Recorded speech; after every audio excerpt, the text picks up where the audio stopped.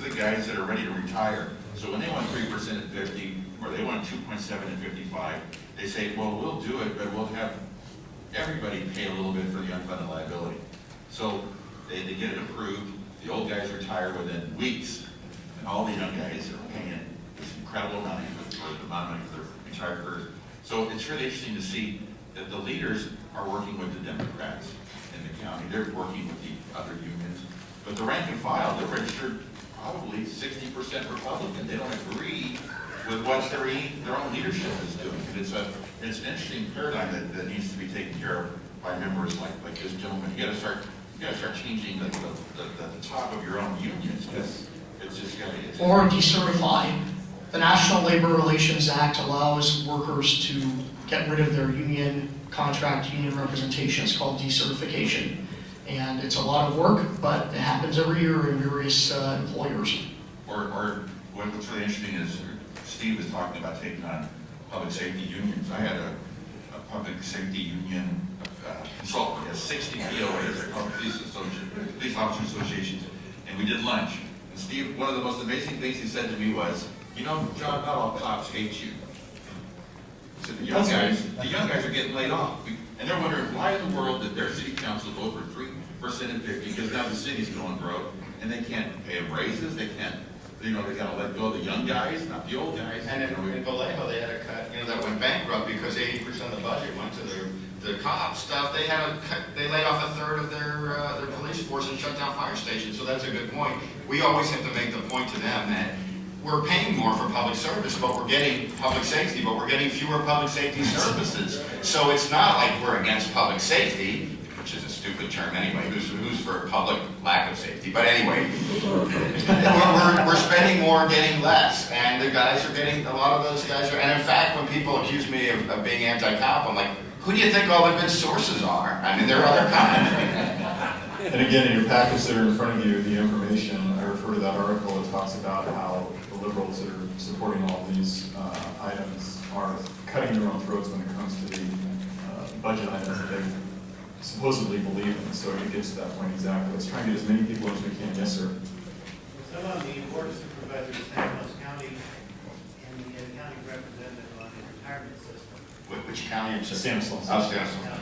You're the one I was wanting to make a comment about, because you mentioned I think the policeman who retired at 45 to 50 and complained he had to pay taxes. Yeah. We have, I'm on the retirement system, so I know that what a lot of these guys do is just about the time they retire, or in some cases, just right after, they claim some type of disability. Right. Irritable bowel syndrome is actually one of the most popular ones. Also called chief. And this service-related disability, they avoid all the taxes. Or half.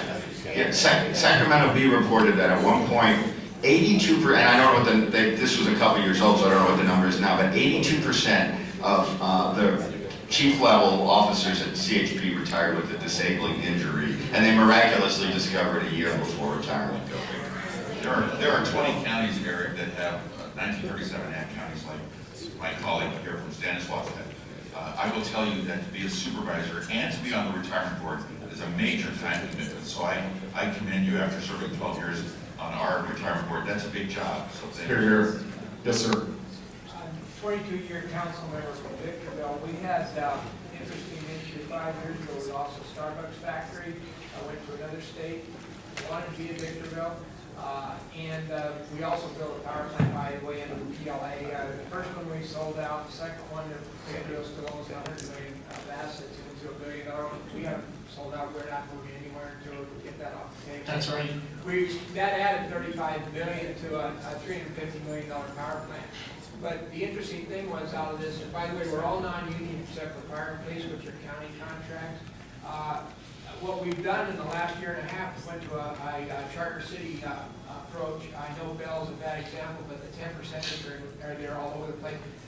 That does help a bit because at least it controls your internal finances. We saved at least $1 million a year now on our internal project projects with respect to the labor issues. So that charter city is a good idea. About a fourth of the city are chartered and properly managed and handled. It is an excellent tool to at least manage your local affairs. That is a great addition to the what are some solutions we can take out of here. Kevin, really quickly, could you touch on what a charter city could perhaps say by getting rid of prevailing wage, that type of thing? Yeah, it all depends on the area. General rule of thumb is the further away you are from San Francisco, the more that your prevailing wages are higher than actual market wages. The reason is in California, there are no surveys conducted to find out what people are getting paid. What happens is the unions submit their collective bargaining agreements for that trade, that geographical region.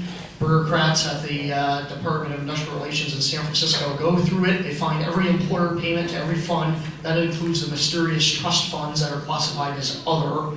And they put it all together, and that's your prevailing wage. If you look at the prevailing wages on the DNR website for your area, you'll be astounded at how high they are. By the way, I also want to defend you. One thing we didn't get to talk about, I don't think we'll have time to talk about it. The reason why you folded for that project labor agreement is something I didn't even mention, how the unions extort local governments by holding up projects using environmental complaints under the California Environmental Quality Act. It's called greenmail, and it's horrendous. We've been trying to stop it.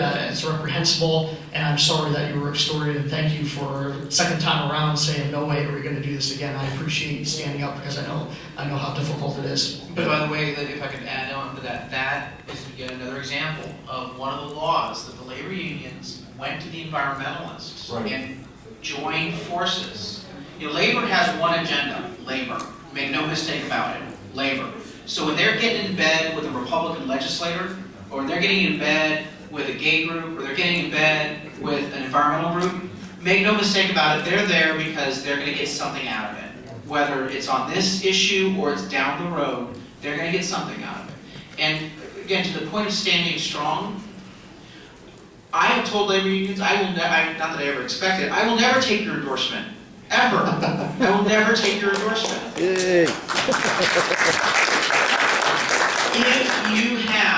If you have a Republican legislator working with the labor union, you need to run for the hills. Actually, you need to do an intervention. You need to say, if you continue this, you will never have my support because I know where this is going. You can smile and wink at me right now and say, well, I'm your guy, so you got to cooperate. I won't let you do it.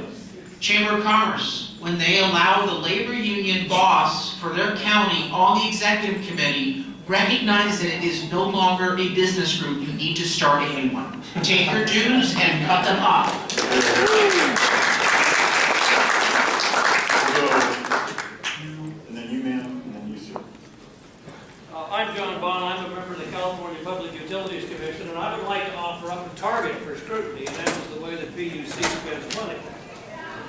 3 votes will be able to assess what, for all intents and purposes, is a tax. When we have the debates, the discussions in the public forum, the one voice that is conspicuously absent is that of free markets and the business community. So when you're looking around for targets and you're looking around for places to find where there is waste, and you're looking, and we have a union shop, if you can imagine judges and lawyers are all unionized.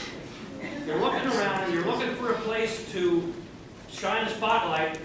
I volunteer to the PUC. Great, thank you so much for coming. Thank you.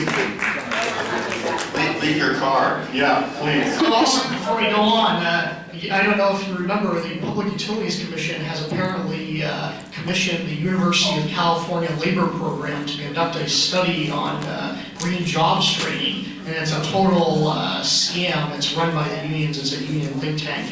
We're going to be trying to meet with somebody at the PUC in the next couple of weeks about that.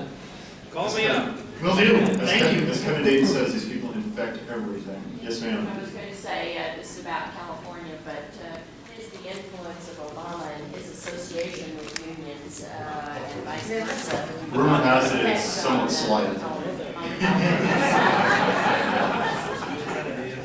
And its effect on us. Well, that's something that's open to everybody. I'll start with Kevin because I know Kevin can point to some specific examples. Yes, well, for us, the biggest damage he did was President Obama rescinded an executive order signed by President Bush in 2001 that prohibited governments from imposing project labor agreements on any construction public works that received federal funding. And that saved a lot of work in California over the 8 years, especially in the urban areas where the unions want to use PLAs. When President Obama took office, he promptly rescinded that and he put one in encouraging federal agencies to use project